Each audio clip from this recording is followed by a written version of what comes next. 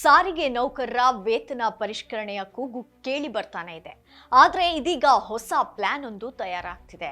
ಈಗಾಗಲೇ ಬಸ್ಗಳ ಮೇಲೆ ಹಲವು ಜಾಹೀರಾತುಗಳು ಪ್ರದರ್ಶನವಾಗ್ತಿದೆ. ಆದರೆ ನಿಗಮ ಪ್ರಯಾಣಿಕರಿಗೆ ನೀಡುವ ಟಿಕೆಟ್ಗಳ ಮೇಲೂ ಜಾಹೀರಾತು ಮುದ್ರಿಸಲು ಟೆಂಡರ್ ಆಹ್ವಾನಿಸಿದೆ. ಪ್ರತಿದಿನ 45 ಲಕ್ಷ ಪ್ರಯಾಣಿಕರನ್ನ ತಲುಪಲು 1 ವರ್ಷದ ಅವಧಿಗೆ ಟೆಂಡರ್ ಕರೆಯಲಾಗಿದೆ. ಬಟ್ ತಂಬಾಕು, ಮದ್ಯ, ಪಾನ್ ಮಸಾಲ ಅಥವಾ ಯಾವುದೇ ಅಶ್ಲೀಲ ಜಾಹೀರಾತುಗಳನ್ನು ಹಾಕದಂತೆ ನಿರ್ಬಂಧಗಳನ್ನು ಹೇರಲಾಗಿದೆ. ಬಿಎಂಟಿಸಿ ಸದ್ಯ ವಾರ್ಷಿಕವಾಗಿ ಬರೀ ಜಾಹೀರಾತುಗಳಿಂದ 57.48 ಕೋಟಿ ರೂಪಾಯಿ ಆದಾಯವನ್ನ ಗಳಿಸುತ್ತಿದೆ. ಆದರೆ ಈ ಹೊಸ ಆದಾಯದ ಮೂಲದಿಂದ ಮತ್ತಷ್ಟು ಆದಾಯ ಹೆಚ್ಚಾಗುವ ನಿರೀಕ್ಷೆ ಇದೆ.